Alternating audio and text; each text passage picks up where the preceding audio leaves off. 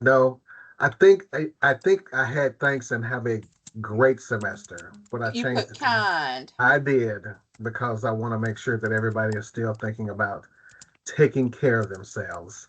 So, anyway, thank you all for coming. I appreciate it again. And today we're picking up two chapters, and again, very there's a lot here, and I still have. If you go back into the previous email, all I do is I just add on. So if you want to pick up on anything that we talked about last time, but we're going to forge ahead. And today is kindness in the syllabus and kindness and assessment. And I want to begin with a couple of definitions. Can y'all see that, or is that too small? I We can can see it. see. Okay, good. So I like to begin with definitions, the syllabus and assessment uh, defined. And I want us to think about having a student centered approach to communication from the faculty and staff. So, a syllabus is an official course outline detailing a class's learning objectives, topics, assignments, grading policies, and schedule, serving as a contract, if you didn't think about it that way, between students and instructors, and acting as a learning tool for planning and understanding course expectations. Its purpose is to provide a comprehensive roadmap for the course, ensuring clarity on requirements and expectations for both students and faculty, and offering a permanent record of course information. So that's our syllabus. And if we can just, when we're thinking about these, just think about, let the word communication sort of rattle around in your mind. Assessment is the process of gathering and using information to evaluate a person's skills, knowledge, or performance to improve their learning, inform instruction, and to make decisions about programs or individuals. Its purpose is to identify learning gaps, measure mastery of objectives, refine teaching methods, and provide data for various levels of accountability and improvement. Now, I am aware and sensitive to the fact that we not only have faculty, but we also have staff. And so I've got a couple of things highlighted here in yellow. Um, the first one is the syllabus can be reframed as any policy, procedure, or communication that sets expectations for students or colleagues, e.g., office policies, advising protocols, and service guidelines. And this would apply more for those that are staff because you communicate with students as well through flyers, through forms that you have, and that kind of thing. So I wanted to make sure that we brought in faculty as well as staff. And then the last one down here says staff can review the language and structure of their communications, forms, or policies to ensure they are welcoming, clear, and supportive rather than punitive or confusing. So these books and these chapters, while they seem to apply more to faculty, but also can apply to everybody because we are one college and we are all here to serve students. So before I say anything, let you jump in with anything any takeaways that you have from the chapter or previous chapters. Tracy? One of the things I wanted to bring out, and this may have changed, and I'm glad to see you don't have it this way in your bullet points, is that we have to be careful about calling a syllabus a contract because that's gotten us in trouble before, just like the ADA stuff has gotten us in trouble before. So I just wanted to bring that up, but I like the way that you have it. It's not a contract, but it can be a policy, procedure, or communication. And I think communication is really important what a syllabus does. And I'll tell you, reading this chapter, I'm struggling a little bit with communication on the syllabus. Do you mean generally or with yours in particular? Help me to understand that statement.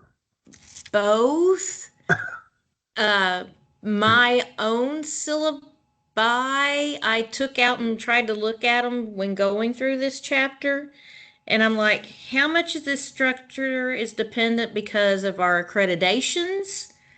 How much is this historical? This is just the way we always did it. And to be honest, I'm hesitant to, and this is not my personality at all, but I feel hesitant to go in there and make it more of my own, more conversational.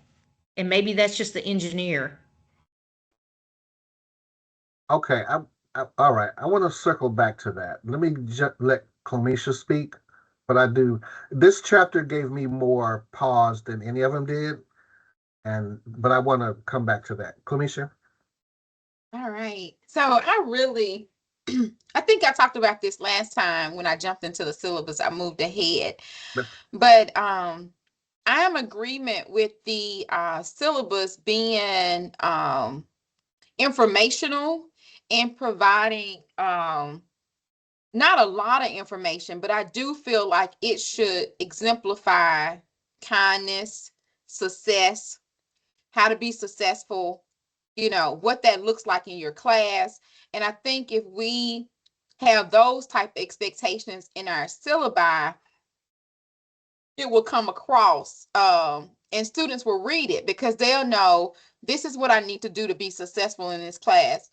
For example, when I started, I think I told you all, but I used to get syllabi from other faculty members. And one thing that I didn't like when I was a student were faculty members who use percentages. And the reason for that is because oftentimes students don't like math. So now you got these percentages, and now they got to figure out what's 30% for quizzes, 20% for exams, 10%. So now they have to figure out what grade they need to make to pass. And so I felt like, even in school, I really love math. I teach business math here, but for most of the students, that's even a way of like, I'm confused. I don't even know how to get an A in this class. I don't know how to get a B in this class. And so when I set up classes, if you see any of my courses students, it's 1,000 points. Everybody know 800 points is a B. If you see 800 points show up, you got a B. And until you get the desired grade that you like, if you want an A, you got to get to 900 points. So you're going to have to keep working. And so that helps students, I think, become more successful in your classes because they actually know what it takes to pass your course. And so that was one thing that I didn't like about syllabi when I first started. And then the other thing was not telling you what something is. I think we've gotten away from that because I think it's required now by the new template. But people would just have quizzes on there. And so does that mean it's multiple choice? Is true, false? Is it fill in the blank? Am I going to have to write 4 paragraphs? What information do I need to be successful in your class? And so over time, my syllabi they are very conversational, so students can know what it takes to pass my class. And so I want them to know that day one, this is what success looks like. But that's pretty much, and I'll step in another time. I let someone else speak. I would like to see that. So you started they started at a 0 point and then they accumulate points. Yes, I'll share my screen real quick for you all. I'll share it real quickly, so you all can kind of see. Can you see my screen? I can. Okay, so what I do is, so they know in their core student learning outcomes, they're going to be working in this system called MindTap. They know the goal is 1,000 points. So if you got to get to 900 points, how many of these student learning outcome activities you have to do to get to your desired grade? Because everybody don't desire 900. Everybody don't desire your A. Some people are good with the B. So once you decide what your desired grade is, this is what helps you kind of where you spend your time at to get your points. And so students are able to know, okay, it's 140 points if I do the what would you do. I get 210 if I do the mini cases. Okay, if I don't do the mini cases, but I focus on these 210 for quizzes, I can get to my 1,000 points. And then plus I got some extra credit too in the class to kind of make up with some points. But everything is by 1,000 points. And so that's much easier. So they know what it is. And then for participation, what I do for participation is in my policy number 3, because I want everybody to be successful, everybody gets participation points because I expected everyone to read the chapters. I expect for everyone to participate. So everyone gets that. And because my goal is for you to be successful. And I want you to feel like you're successful. So if to get those points, you have to participate. So that's a way of encouraging students, to participate, because there's points assigned to that. So I don't have a problem with students coming to class not participating or not, reading the chapters, because oftentimes we as faculty say the student didn't read the information before they came, so they were lost. And so this right here keeps them they read the information because they know that they get participation points for doing that. And so everyone gets that at the end. So that's the way to encourage. And so this is just stuff that I've learned over time. And so one of my policies, my instructor policy 1 is that I don't accept late assignments past the due date, because oftentimes when I was in class, they would say, okay, if you turn in day 1, you get 30% off. You turn in day 2, you get 40% off. I'm like, that is confusing. So that means that if I turn it in, do I get an F, a C, a D, a B? Like, I'm confused. So, so I set my policy where I accept late work, but you got to contact me before the due date to let me know that you need an extension, because I don't really care what the extension is for. It could have been you had a bad week that week, but because it happens to us, some weeks are better than others. Some weeks we wake up and we're great. Some weeks we wake up and it's like, I don't even want to check an email today, and so giving them grace, right? And that's just showing kindness. So they know if they contact me before, I will extend it to the end of the semester for them to get it in. Let me bring Tabitha in. I saw that hand, Tabitha. Let me stop sharing. There we go. I agree. Good points, Clemisha. In reference to something happened to my. You stopped sharing when she took over. Oh. So, in reference to the syllabus, by me teaching college success, I think it's a lot of our terminology, because like I adjust the courses in reference to the content, in reference to the students that's there. So even when it comes down to simple words with this kindness to syllabus, if the terminology was changed, just like how we adjusted the office hours, because think about it, a lot of students, yes, you hear that word when you're in high school, secondary, primary school and so forth, but changing it, even whereas it's our learning guide for the semester, or a roadmap for your success, or to help you succeed, because it's all about switching it up, making it more relatable instead of just the plain Jane language. Because student engagement hours, because think about it, a lot of this stuff is familiar to those that are in academic, because that's all you know. But if you say it's a roadmap to help you succeed, okay, I need to read these pieces of paper, because it doesn't sound like, okay, this is a boring syllabus. This is something that they always talk about. But at the same time, with me, I would tell the students day 1 up front, after introducing them to everything and explaining what D2L is, because a lot of instructors think you already know this because you're in college, you should know this. Well, they don't, because it's their first time. So I review the information and explain to them, and I tell them, you have X amount of time to do your assignments, and I always get them with the word quiz, and I try to break that ice, because when we hear certain words, it triggers that anxiety, whether it's a quiz or test or the word math or write an assignment, write a paper. So it's all about how you phrase that, but at the same time, I tell them if they submit their assignments late, then I take a point off each day. Because if I gave you enough time to submit it, even if I gave you a whole week, that's more than enough time that most instructors give you to turn in an assignment. So I try to get them to focus on that part. And okay, I'll be quiet, and then I'll come back in a second. Okay, thank you.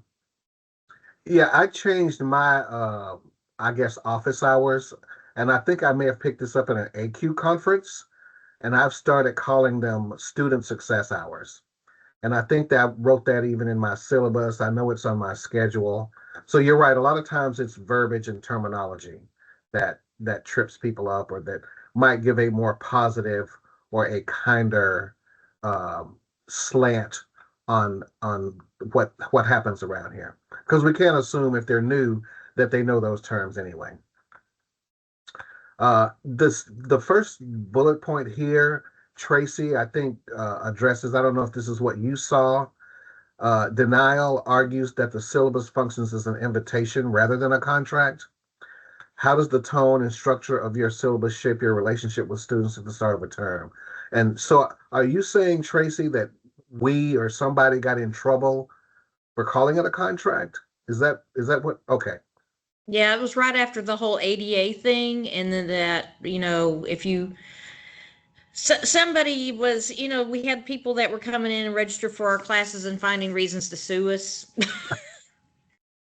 And I remember Holly Anna specifically said, don't call your syllabus a contract. You can explain it as, a collaboration between student and faculty, communication. But if we called it a contract, then that put us in legal land. okay, And that could have changed. Remember I said that at the beginning. This could have changed. sure.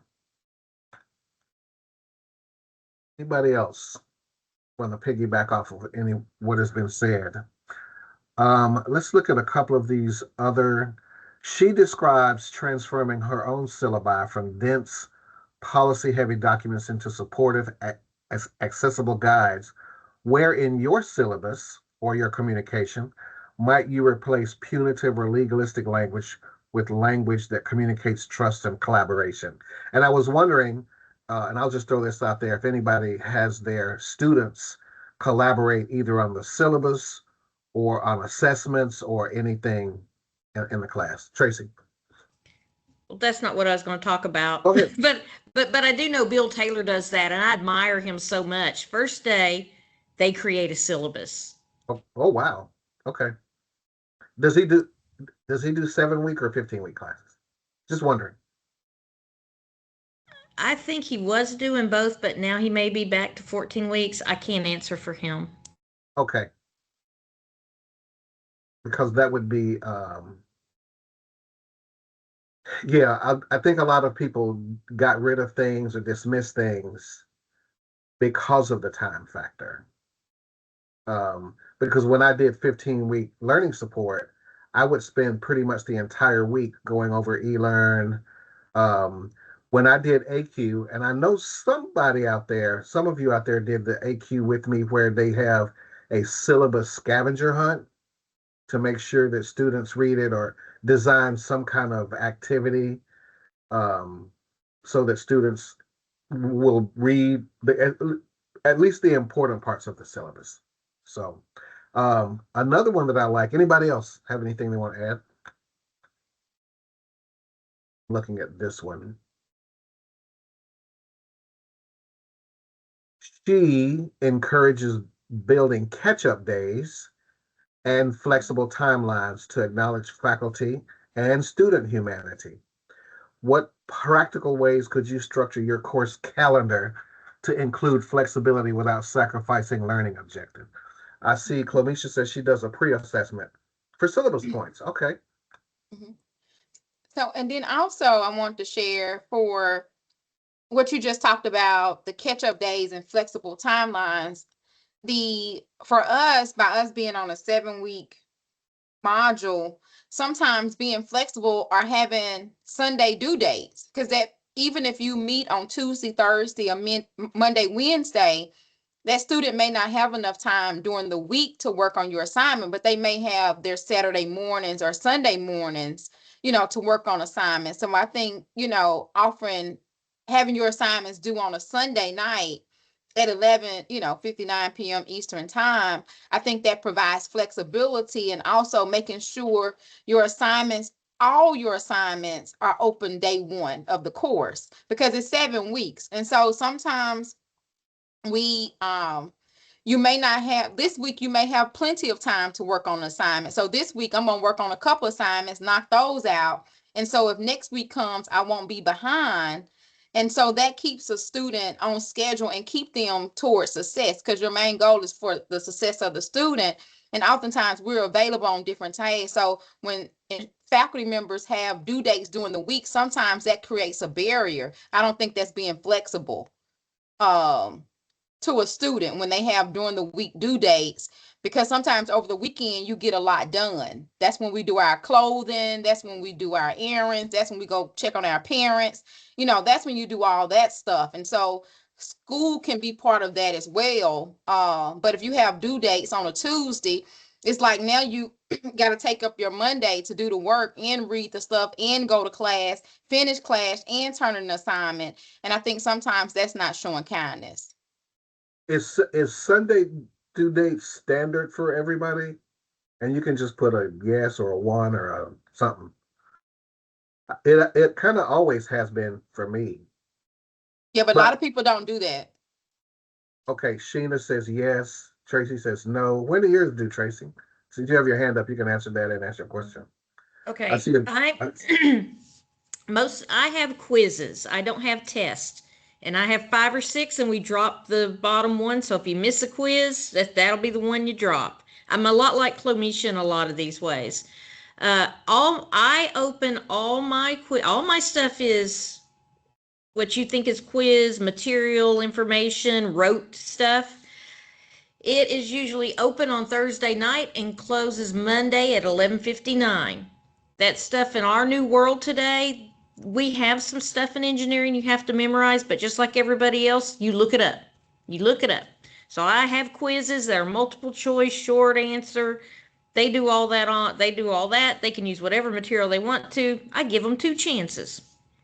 What we do in the laboratory, that's where I judge their application of their knowledge, their hands-on. I mean, the same thing you can do in business when you have like posters you put together, when you put together marketing, RFPs and stuff like that. The information that you're just going to go and look up because that's the world we live in today. I have that as one set of grades, but then I base most of mine on what are we doing together in class or as a team in class or a project, not necessarily what's the description of this and give me.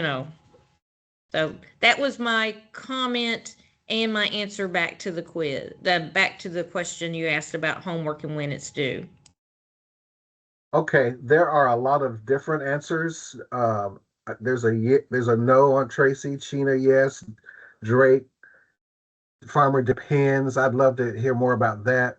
Chris Willis, no, but would love us to have standards. Chris, do you mean college-wide standards? And then Drake, can you talk about depends? I've just heard from people who've taught at Phoenix and other online colleges and people taking classes from those, and it's just always every course is the same. There's no guesswork for the students, and that sounds awesome. Okay. Okay. No guesswork. All right. Um, Drake, can you talk about depends? Yeah. You know what I mean? Yeah. So a couple factors, I take into account a couple of factors when I'm doing due dates. The first one and biggest one is like the term length and modality. Online classes, I will typically do Sunday deadlines exclusively because the course content is relatively self-paced. Everything is available to them and they just kind of cruise through. My on-ground classes, it varies, but I do always give a chunk. So for example, a Monday, Wednesday class, I'll have a due date on a Sunday, the day before the class, but on a Tuesday, Thursday class, the due date's Monday, and then the next due date is like uh I can't remember how I paced it out this semester, but they have they have like an equal chunk of like shorter time frame and then a longer time frame, and I just make sure that I scaffold the assignments so that the ones that take more time they can do over the weekend between Thursday's class and Tuesday's class. But I think Another wrinkle is that I often sometimes will have my students collaborate on due dates and late work policies. Like I don't generate late work policies anymore. I make my students do that in the first week. They have to, sorry, cattail.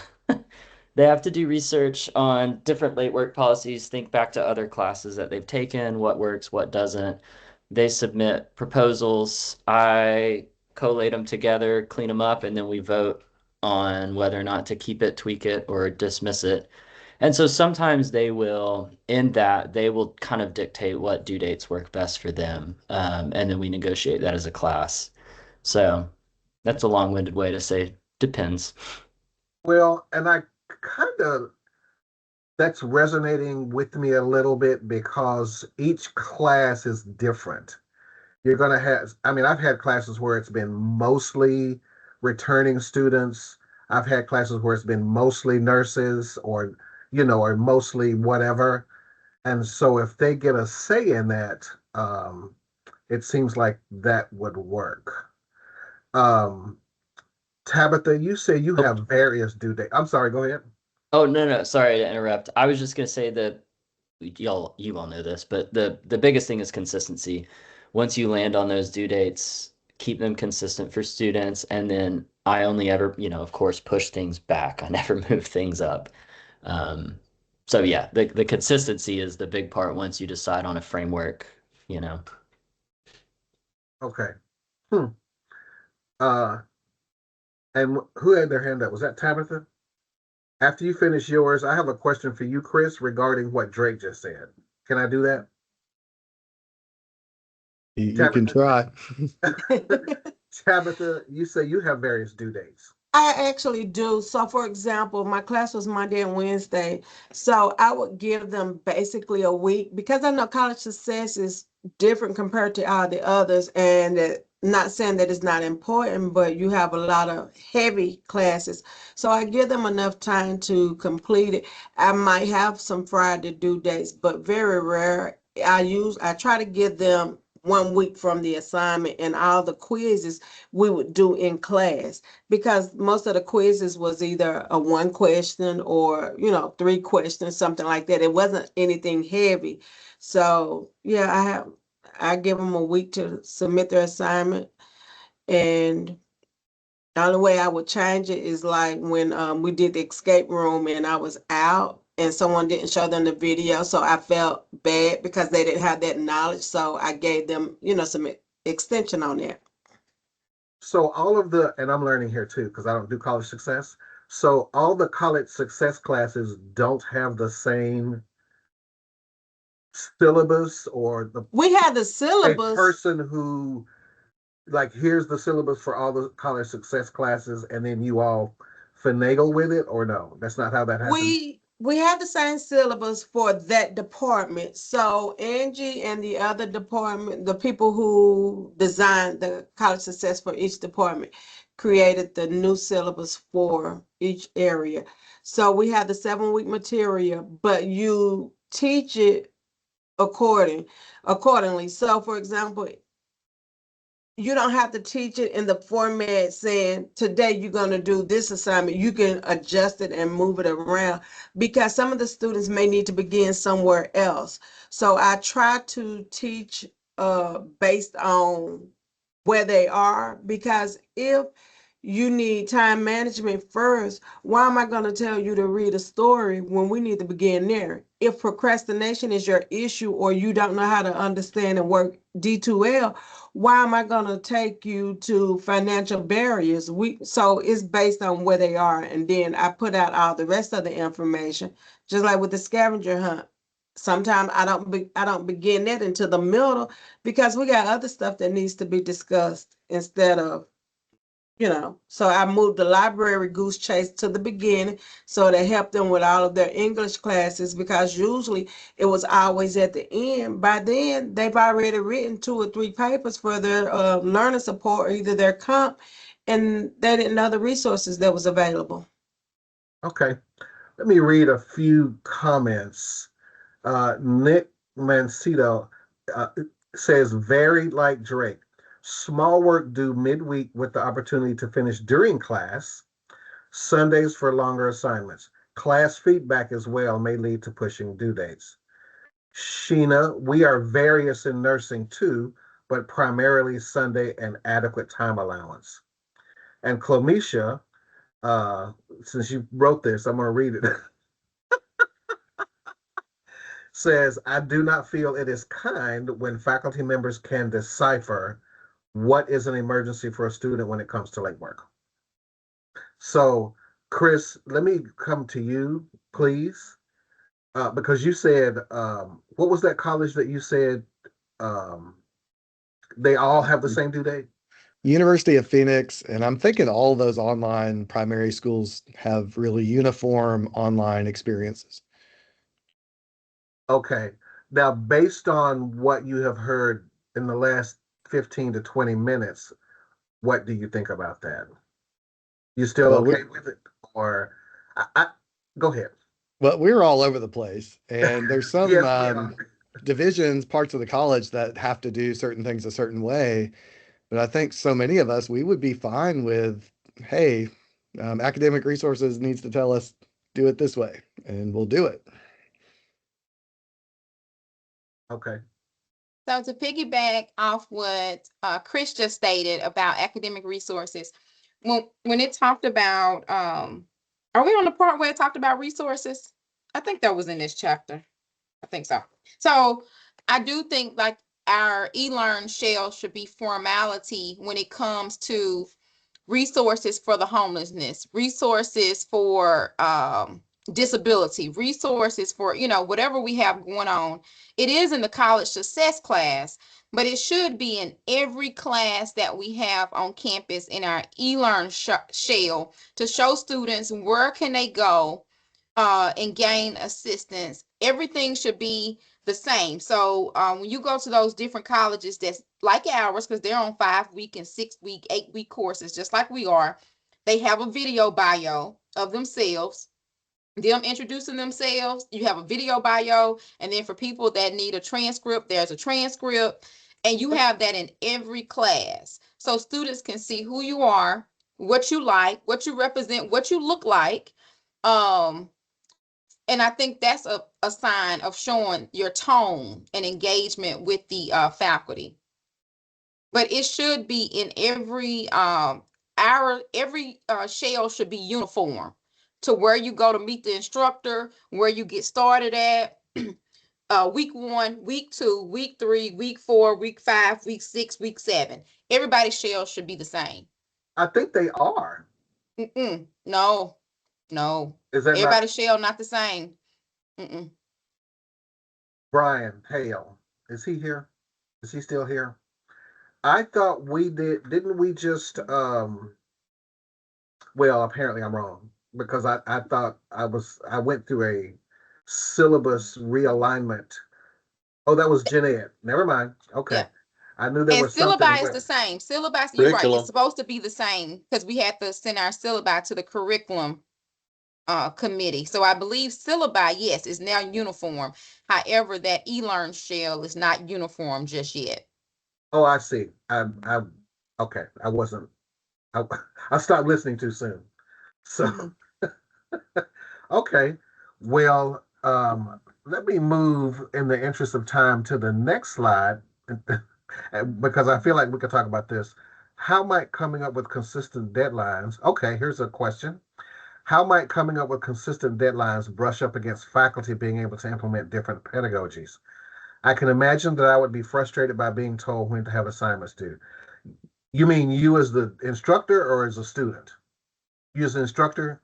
Yeah, I think so. And I'm sorry, I'm thinking back to the first chapter that kind of towards the self Okay. idea, and even the syllabus chapter today. The way that Niall talks about building these things seems really expressive, like expressing individual pedagogies and navigating and negotiating that. And so, like, I don't think she's necessarily arguing for consistency across the board in that way, right? It seems like she's arguing to make each class kind of your own, right?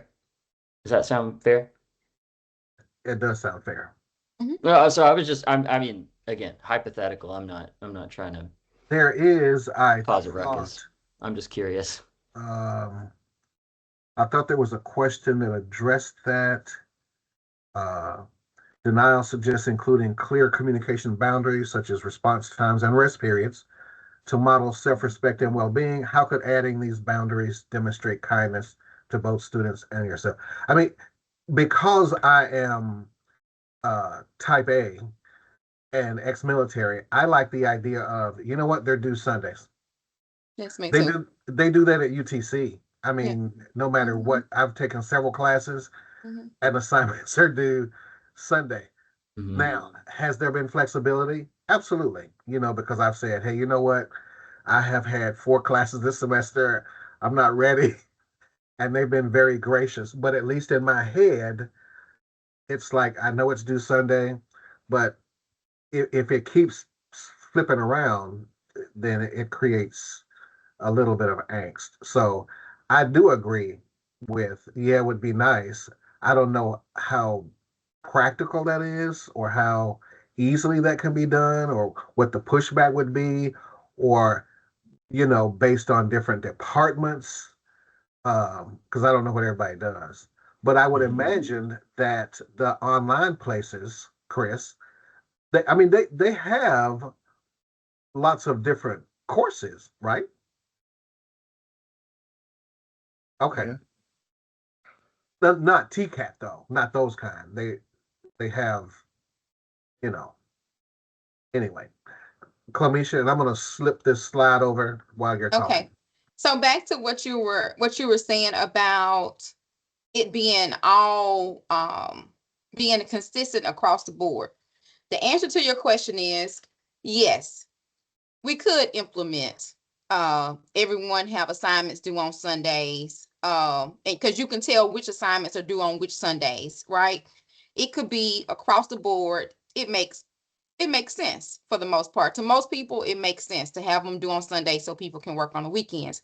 However, like I said in the chat, faculty are going to push back because they enjoy academic freedom. And so they enjoy doing that, having that. So having someone telling them uh, will just be enough to push back at Chattanooga State. Well, and Just like people are still mad with the president today because she told us that we were going to 7 weeks and she didn't request our permission. So yes, it could be implemented across the board and it would make sense. However, faculty will push back because it doesn't give academic freedom. what we have to ask ourselves too, I think, is we have to straddle the the first chapter with what is best for students.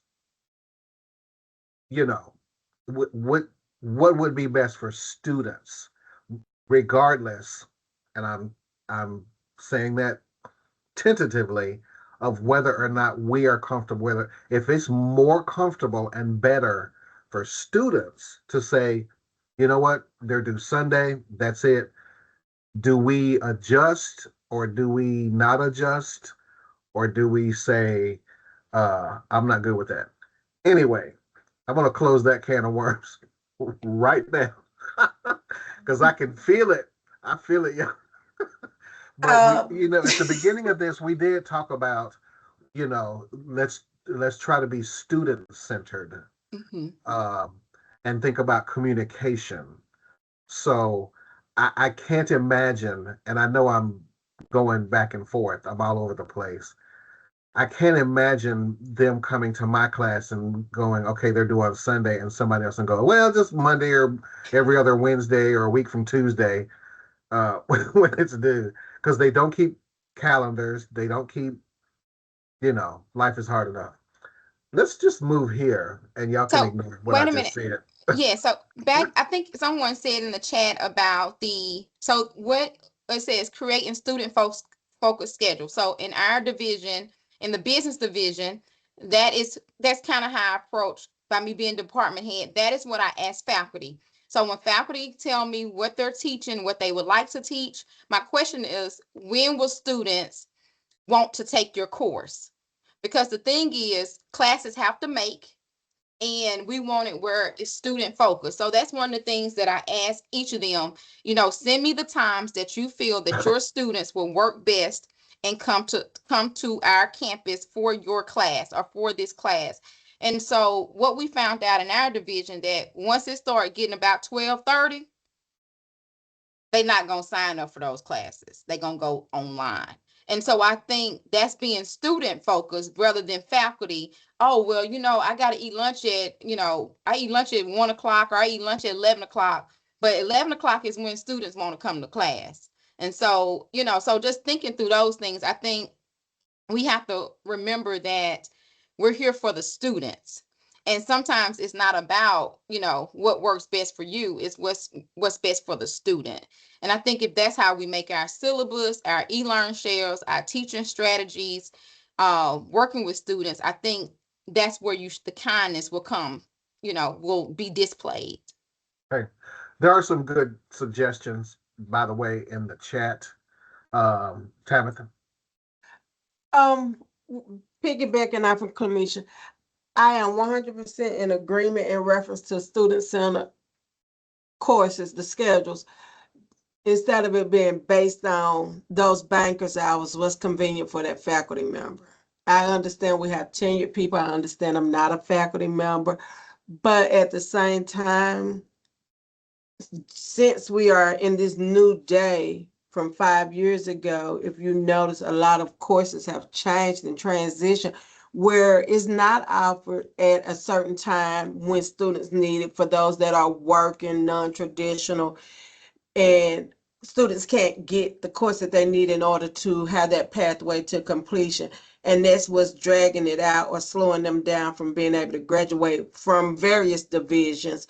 Even when I hear you saying about after 12:30, your department, those students can care less about courses. But even out of that, you may have a handful that may be that non-traditional, that need that weekend or that evening class that no one will offer. Will the class make? It may, if offered, but we don't give them that opportunity to be able to take that class, because all of your classes are set from 8 to noon or 8 to 1, hypothetically speaking. Whereas when it comes to an English course that's needed, African American literature or lecture or something like that, those are offered every now and then, or certain areas where they still do not have the time slots that's needed in order to complete that pathway. I think all of it still needs to be, reevaluated and see what students say, and instead of just, hey, I've been here 20 years and I'm not teaching past 10 o'clock. Okay, I'm going to read Tracy's. Jeanette should be on Saturday and evenings. All right, I'm going to read Tracy's. Did you just decide to throw that landmine in there? Tracy says, and then I'm going to jump in the assessment because we're about to run out of time here. She's just kidding. Y'all, don't leave me. I hear this, but at the same time, I'm trying to get students prepared for the real world and work. I know if I miss deadlines at work, i.e. here, I would be having a different sort of conversation. I do bring this up when going over the class policies with students. All right, kindness and assessment for the last few minutes. The yellow parts, again, are primarily directed at staff because we do have staff and faculty. Assessment for staff may mean evaluating processes, services, or student interactions rather than grading. It can also mean how staff give and receive feedback or how they measure success in their roles. And the last highlighted part says, staff can reflect on how their evaluation, assessment, methods, for example, surveys, check-ins, service reviews are equitable, accessible, and rooted in trust rather than suspicion. So even if you're staff, especially if you're staff, certainly if you're faculty, how are we assessing ourselves? How are we assessing what goes out? How are we assessing brochures and posters and those kind of things? So denial emphasizes that kindness and assessment requires rethinking what we ask students to show. What assumptions are built into your current assignment design? How might revising prompts for clarity and inclusivity demonstrate kindness? Before we jump into this too much, do go back and look at questions. I know I put a lot of questions out there just to kind of give us some food for thought. But what are your thoughts about assessment being flexible? I know Clamisha mentioned that assessments don't necessarily say if you're doing true false or if you're doing essays or if you're doing paragraphs or how things are being assessed or looked at. Clamisha. All right. So when I think of assessment of students, going back to, I think I mentioned before, not going to repeat everything, but I believe letting students know how they will be assessed, how can they pass the class, and what a A is, a B is, a C in your class is the way we can show kindness and motivation for them and assume that they don't know. When it comes to our policies, I think I put in there about students, how faculty members can decipher what's an emergency, right? And so now what that does is that discriminates against different people who may be having an issue with, whatever they're going with. And so you're telling them that that's not an emergency or that's not a disability, or you can't get extra work on that. But if you apply it to all, assume everyone is going through something. That's how you show kindness. When you assume everyone is dealing with something, which we are. We just, sometimes we expose it, sometimes we don't, but everybody dealing with something. And so with that mindset, when you're writing your policies and procedures, when I see policies that say, I don't accept late work, for any reason, or if I see in there, this is how you are going to be graded and nothing, and there's no other points to, make it up or things like that. I believe that's ways that you're not showing kindness. And a way I get around it is once you tell them the points and you give them all these different assessments, right? They can pick and choose what they would like to do, because some people are good at quizzes, some people are good at discussion, some people are good at writing. So, but if you have some people are good at hands-on, like sometimes we get students in class that they're hands-on, you just like, oh, you get it. But it's students, once they get the writing, it's like, oh, they don't get it. But they really do get it because they're hands-on people. So I think having different levels of assessment in your class and allowing students to pick what works for them to get the grade they need, because you're still learning the objective. It's just a different way of getting to accomplishing that objective. I think if we be more open and minded like that as faculty, instead of you have to get this, you have to do these things. And this is the only way you can be successful with my objectives. It's like an assessment buffet, right? Yes. Chris says always a balance on giving grace, which is a great word, and keeping them accountable. And I think that's sage advice is to, and another thing that I thought about um, is when you read your syllabus, try to put yourself in their shoes. How does this land with me? Because sometimes I get emails from people and I go, what do they mean by that? What are they trying to say? You know? So I think putting us or letting someone else read it. I don't know that I've ever let anybody else read my syllabus, or even the student, and say, what do you think of that, or how does that feel to you? Just softening your language. Language has tone. You know, late work is not accepted is a lot different than saying, I would prefer if you I would prefer if you turn these in on a timely manner or something like that. I'm not saying that you need to, no, it probably wouldn't be a bad idea to knuckle down and really look at the words that you use and the tone. Um, my course is how to write essays, so essays have to be the main course. Okay, I see everybody's jumping on the assessment buffet, the assessment buffet language that I put. Um, anyway, anyone else want to jump in on assessment? We've got about 10 minutes left. And Yeah. everyone does learn different. Where do we get that from? The learning styles, learning differences. Who is that guy? I talked about it last session. Ah, Fooey. Howard Gardner, right? Howard Gardner and the learning differences. People learn in different ways, different modalities. So maybe we just need to kind of think out of the box. All right, go for it. Anybody else before we wrap up here? Anybody have anything else they want to share? There's a lot of food for thought, a lot of good discussion. I hope, trust, and pray that we've all learned something or got something from this very vigorous discussion on pedagogy and assessment and syllabus. Send all of your syllabi to Clomisha Tumlin, and she will be glad to look over them. No, I'm just kidding. But anyway, yeah, I would love to see some of the syllabi out there and have further discussion. Oh, there's Howard Gardner. But anyway, if nobody else has anything, we can end a little bit early today. Thank you for your time.